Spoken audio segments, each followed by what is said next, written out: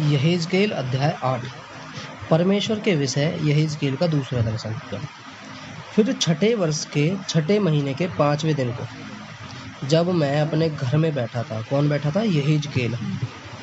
और यहूदियों के पुरनिये मेरे सामने बैठे थे।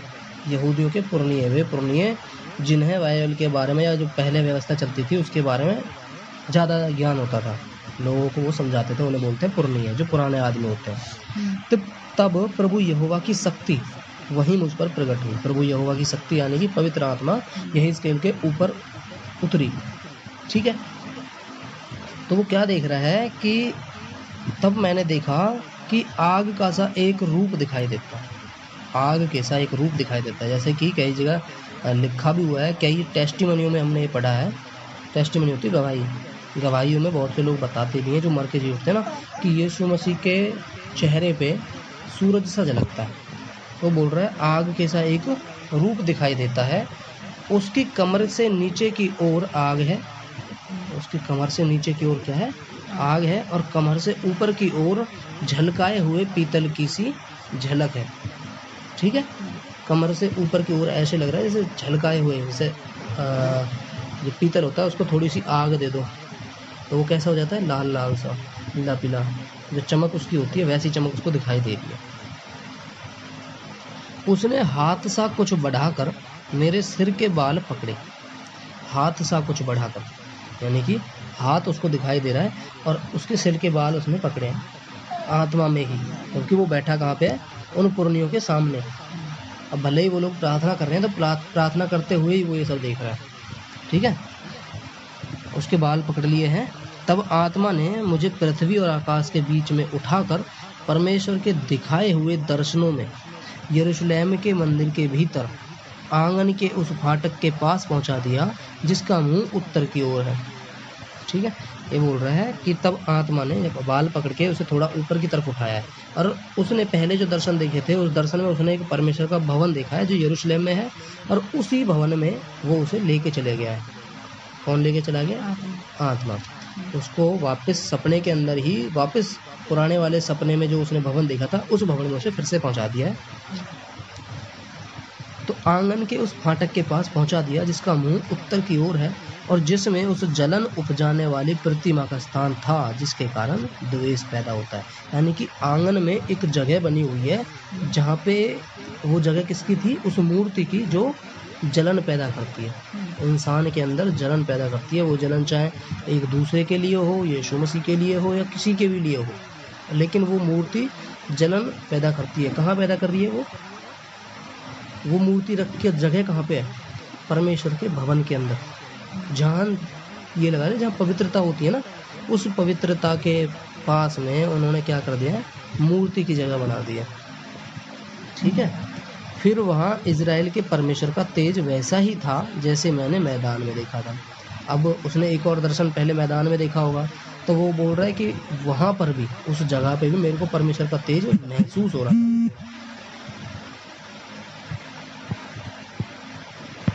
जगह पे भी परमेश्वर का तेज वैसा ही नजर आ रहा है। उसने मुझसे कहा, किसने?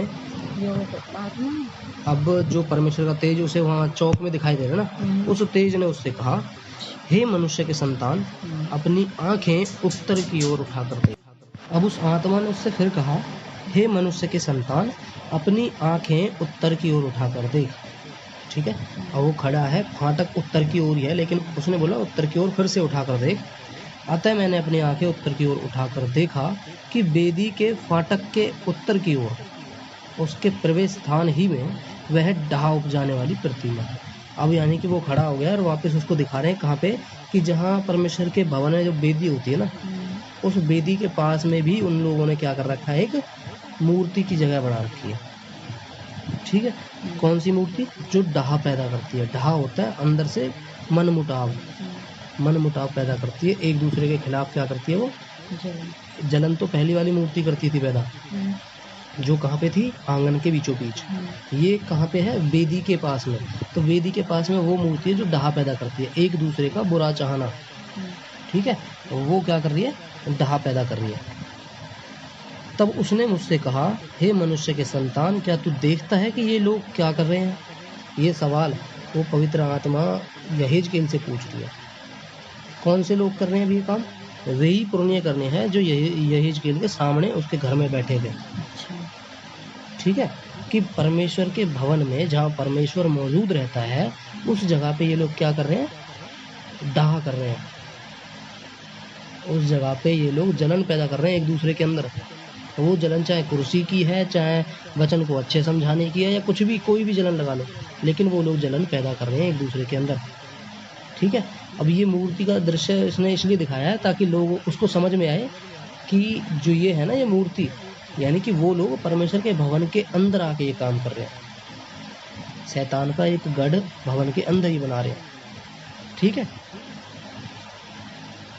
इजराइल का घराना क्या ही बड़े घृणित काम यहाँ करता है।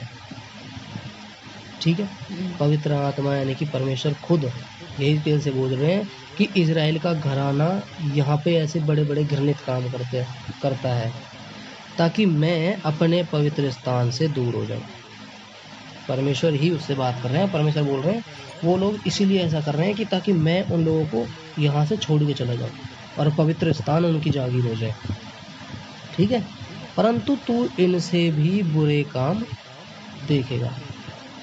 ये जो काम दिखाए ना कि यहाँ मूर्ति का स्थान बना दिया, वहाँ मूर्ति का स्थान बना दिया, इनसे भी घने बुरे काम यहाँ हो रहे हैं उस पवित्र स्थान के अंदर। अब ये बात मनुष्य के लिए भी बोली जा रही है, हमारे तुम्हारे लिए भी बोली जा रही है कि हम जो हैं, हम क्या है? परमेश्वर का मंदिर है। हम उस मंदिर के अंदर ही अपने अंदर जलन रख रहे हैं, अपने अंदर ढहा रख रहे हैं एक दूसरे के लिए कि हाँ भैया वो ज़्यादा ऊंचा उठ गया, ऐसे कैसे उठ गया, कि वो तो अच्छा यीशु मसीह भी ना माने फिर भी भगवा जा रहा हूँ। लेकिन हमें ऐसे ना करना, हमें तो सिर्फ दुआ प्रार्थना में लगे रहना। ठीक है, वचन बोले भी है कि तू बस मुझे 2 वक्त की रोटी दे, ना ज़्यादा निर्धन कर ना ज़्यादा अमीर कर, है ना। अगर निर्धन हो गया तो ऐसा ना हो कि मैं चोरी करने लग जाऊँ, और अमीर हो गया तो कहीं ऐसा ना हो जाए कि मेरा पेट भर जाए, मैं कहूँ कि ये होगा कौन है ना। इसलिए बस तू मुझे टाइम से 2 रोटी दे। ठीक है जी, इससे भी ज़्यादा बुरे काम तू देखेगा, ऐसा उसने क्या किससे बोला? यहेजकेल से। आगे, तब वह मुझे आंगन के द्वार पर ले गया। अब आंगन के द्वार पे लेके गया है और मैंने देखा कि दीवार में एक छेद है। पवित्र आत्मा खुद उसे उस छेद के पास लेके गया है। ठीक है, तो वो क्या देख रहा है कि वहाँ पे एक छेद हुआ पड़ा है दीवार में। तब उसने मुझसे कहा, किसने कहा?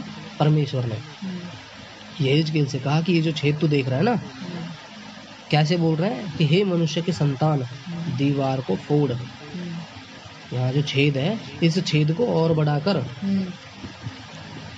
इसीलिए मैंने दीवार को फोड़कर क्या देखा कि एक दरवाज़ा है।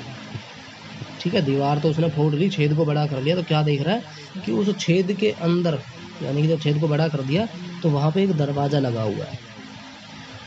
और वो दरवाज़ा कैसा है? वो छुपा हुआ दरवाज़ा है, क्योंकि वहाँ छेद था ना उस दरवाजे को देखने के लिए। लेकिन अगर छेद पे नज़र ना मारी तो वहाँ कुछ भी ना, वो दीवार है। दीवार तोड़ के देखा तो वहाँ तो एक दरवाज़ा है। ठीक है, उसने मुझसे कहा, परमेश्वर ने मुझसे कहा यहेजकेल से कि भीतर जाकर देख, ये लोग यहाँ कैसे कैसे और बहुत ज़्यादा घृणित यानी कि बुरे काम कर रहे हैं। कि मैं तो नहीं जाऊँगा, तू भीतर जाके देख यहाँ क्या हो रहा है। आखिर ये छेद बनाया क्यों है, ये दरवाज़ा यहाँ लगा क्यों है? कोई ना कोई वजह तो होगी, जाके देख अंदर। अतः यानी कि मैंने भीतर जाकर देखा कि चारों ओर की दीवार पर, यानी कि वो जो कमरा था वो एक, उस कमरे पर उसने क्या देखा है कि चारों तरफ की जो दीवार होती हैं उन पर अलग अलग जाति के रेंगने वाले जंतुओं की और घृणित पशुओं की। घृणित पशु कौन से नाम है? वे पशु जिन्हें देख के घिना है, वो चाहे सुअर हो या कोई भी हो। सुअर इसलिए भी तो कीच में रहने वाला पक्षी जानवर, और उसे अगर नवा धुला के खड़ा कर दोगे वो भी सही लगता है, लेकिन वो कीच में सना पड़ा है तो फिर सबको बुरा लगेगा ना। और इजराइल के घराने की सब मूर्तियों के चित्र खिंचे हुए। इजराइल के घराने की, अब इजराइल के घराने की कौन सी मूर्ति होगी भाई? इजराइल पहले परमेश्वर में मानने के पहले जो पूजा पाठ करे जिन देवताओं की, उन्हीं देवताओं के चित्र उस दीवारों पे लगे पड़े। तो वो लोग क्या कर रहे हैं, परमेश्वर के साथ साथ मूर्ति पूजा भी कर रहे हैं। इजराइल के घराने के पुरनियों में से 70 पुरुष, जिनके बीच में सापान का पुत्र याजन्या भी है, वे उन चित्रों के सामने खड़े हैं और हर एक पुरुष अपने हाथ में धूप दान लिए हुए है और धूप के धुएं के बादल को सुगंध उठ रही है। ठीक है, 70 आदमी खड़े हैं, जिसमें से याजन्या नाम को परमेश्वर का एक दास भी है। पुरनीय ही है ये वो पुरनीय हैं जिन्हें परमेश्वर के बारे में सबरी कहानी पता है, मूसा से लेकर या अब्राहम से लेकर, है ना, सभी बात उन्हें पता है। तब उसने मुझसे कहा, आत्मा ने, कि हे मनुष्य के संतान, क्या तूने देखा है कि इजराइल के घराने के पुरनिये अपनी अपनी नक्काशी वाली कोठरियों के भीतर अर्थात अंधियारे में क्या कर रहे हैं। अब यहाँ पे एक और बात बोली है, अपनी अपनी, है ना, यानी कि सब ने दीवारों पे अपना अपना छेद अलग बना रखा। और उस छेद को मतलब क्या है कि उस छेद के भीतर भी एक दरवाजा है, एक कमरा है उस छेद के भीतर, और ये सब ने बना रखा है। सबने का मतलब क्या है, तुमने, हमने, या जितने विश्वासी हैं उन्होंने, अगर वो विश्वास में थोड़ी बहुत भी आनाकानी कर रहे हैं तो, हम अगर थोड़ी सी भी जलन कर रहे हैं तो भैया हम ऐसे हैं, ठीक है ना, हम क्या कर रहे हैं, जलन पैदा कर रहे हैं अगर हम ऐसे हैं तो। वे कहते हैं कि यहोवा हमको नहीं देखता, यानी कि हम एक दूसरे के बिना, हम मान चल कोई हमारा ही भाई बहन हमसे आगे निकल रहा है और हम उसके लिए जलन पैदा करें, अपने मन में डाह पैदा करें, है ना, या उसे बुरा बोले, भला बोले, कुछ भी बोले उसके बारे में जो परमेश्वर की नज़र में ठीक नहीं है, तो हम अपने आप में ये सोचते हैं कि हमें परमेश्वर नहीं देख रहा और हम अपनी जगह पर ठीक है। लेकिन असलियत ये नहीं है। असलियत क्या है कि परमेश्वर हमें देखता है। जब परमेश्वर को पता है उस छेद के भीतर ये काम हो रहा है, तभी तो वो लेके आया है यही इस पेड़ को कि भाई मैंने तो देख लिया, तू भी देख ले। ठीक है, यहोवा ने देश को त्याग दिया,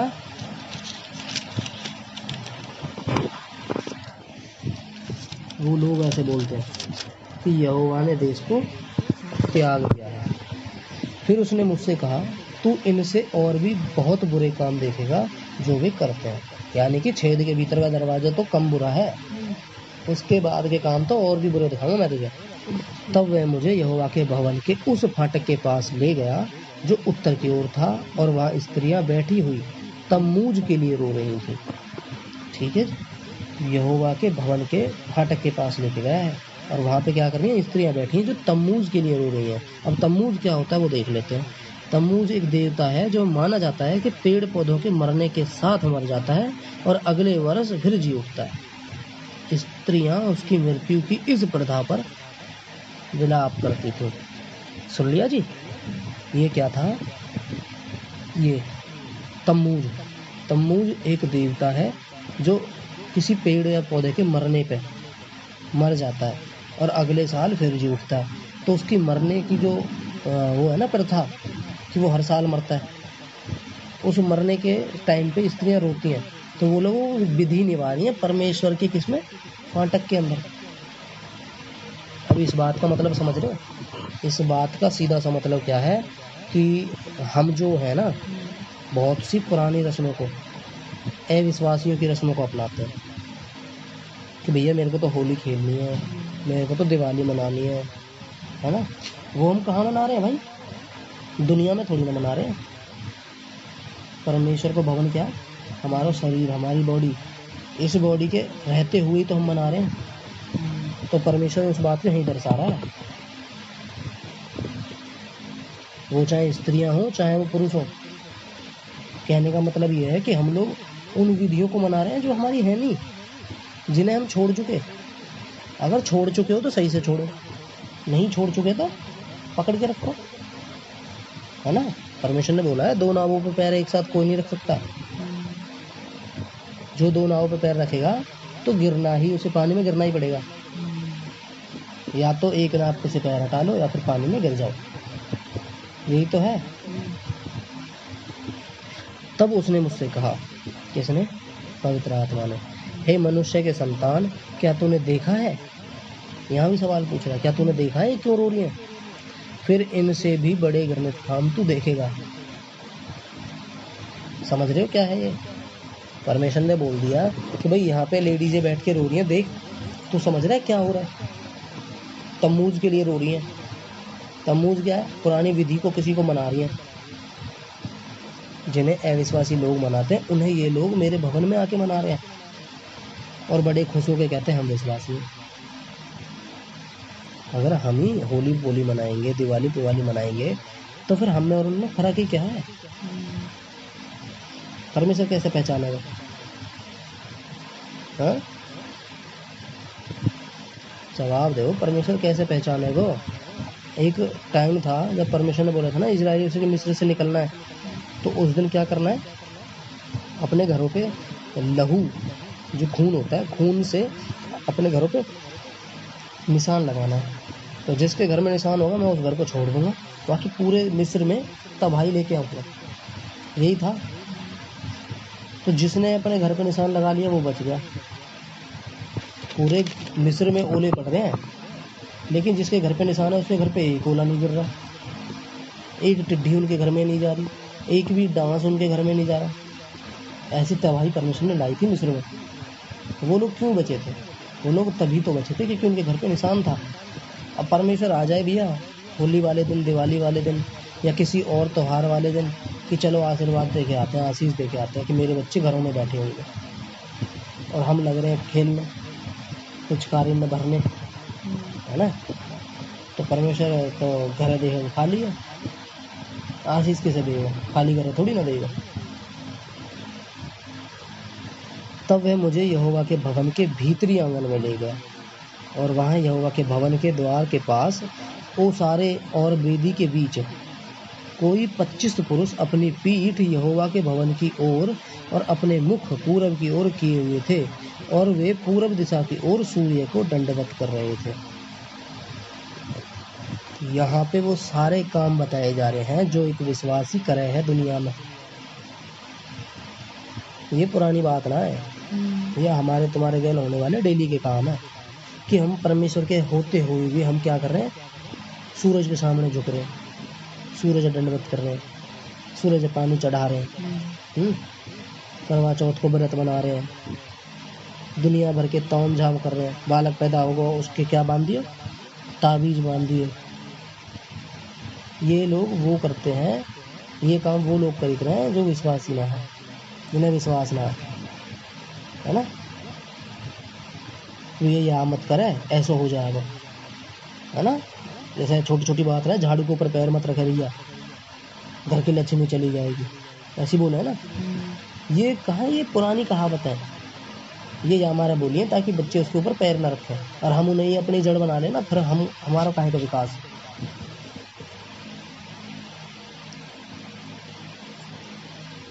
तब उसने मुझसे कहा, हे मनुष्य के संतान, क्या तूने यह देखा? क्या यहूदा के घराने के लिए घृणित कामों का करना जो वे यहाँ करते हैं छोटी बात है?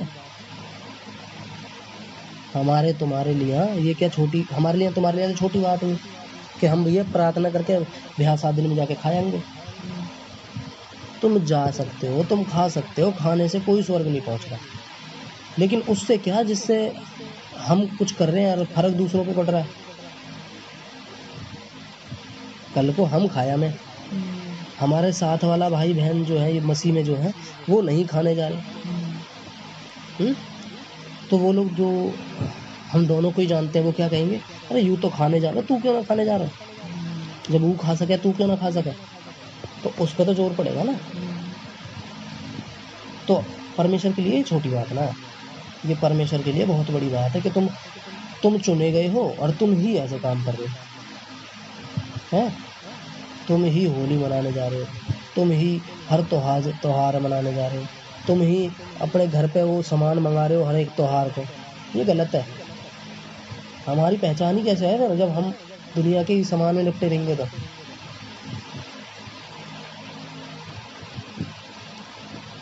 यहाँ पे खुद परमेश्वर बोल रहा है इस बात को। तब उसने मुझसे कहा, हे मनुष्य के संतान, क्या तूने यह देखा है? क्या यहूदा के घराने के लिए बुरे कामों का करना जो वे यहाँ करते हैं छोटी सी बात है क्या? ऐसे यही से पूछ रहे हैं। उन्होंने अपने देश को उपद्रव से भर दिया है, उपद्रव यानी कि बुरी बातों से भर दिया है, और फिर यहाँ आकर मुझे रिस दिलाते हैं, वरन वे डाली को अपनी नाक के आगे लिए रहते हैं। ठीक है, वे डाली को अपनी नाक के आगे लिए रहते हैं, इसीलिए मैं भी जलजलाहट के साथ काम करूँगा। न मैं दया करूँगा, न मैं कोमलता करूँगा, और चाहे वे मेरे कानों में ऊंचे शब्द से पुकारें तो भी मैं उनकी न सुनूंगा। यहाँ पे ये है ना, वरन वे डाली को अपनी नाक के नीचे लिए रखते हैं, नाक के आगे लिए रखते हैं। डाली का मतलब है एक प्रकार की घृणित मूर्ति पूजक प्रथा। डाली एक मूर्ति पूजा की प्रथा समझे करो, त्योहार, रस्म तो समझ में आ गया ना। तो एक तरीके की रस्म ये अपने सामने लिए घूमते हैं और फिर मेरे सामने आके बैठ जाते हैं, क्या सोच के कि परमेश्वर हमें आशीष देगा। कैसे दे देगा भाई? कल को हमारे घर में अगर कोई ऐसा सामान आ जाए, मान के चलो वो पूजा हुआ कोई सामान हमारे घर में आ गया, अविश्वासी दे के चला गया, हमने रख लिया, या हमने खुद उसे मंगाया है कि हमें यार रस्म क्यों सामान ना दे के जा रहे तुम, है ना। वो सामान हमारे घर में रखा है और फिर हम बैठ के प्रार्थना करने, फिर कैसे होगा? प्रार्थना वहाँ तक पहुँचेगी ही नहीं। अब हम बाइबल लेके बैठे हैं, हमें आ गई नींद, क्या समझ में आएगा? अभी मैं अगर ये होता है ना, कोई सभी एक वचन उठा के पूछ लो, पुराने वाले अगर हमारे दिमाग से निकल गए तो हमें फिर क्या समझ में आया उसमें से? अगर समझ रहे हो तो पूरा समझो, पूरा मन में बसा के चलो कि मैं गलती कहाँ पे कर रहा हूँ। अगर हम बाइबल पढ़ रहे हैं ना, हम ये पढ़ने के लिए नहीं कर रहे कि पुराने लोग हैं उन्होंने ऐसे ऐसे गलती करी ना, उनने तो गलती कर दी, उनने तो माफ़ी मांगी होगी, आगे चल के माफ़ी नहीं मांगी, सजा भी भुगती होगी उन्होंने तो। पर अगर हमारे सामने ही बाइबल रखी है तो क्यों रखी है? इसलिए नहीं रखी कि हम इसे पढ़ के सो जाएं, इसलिए रखी है ताकि हम इसे पढ़ के अपनी गलती समझ सके और माफ़ी मांग सके परमेश्वर के सजा देने से पहले। तो हमें अपनी गलती समझ में आई नहीं है, हमें वो रस्म नहीं मनानी जो परमेश्वर ने मना किया है, या जो वो रस्म परमेश्वर की नहीं है। ठीक है, चलो, आमीन।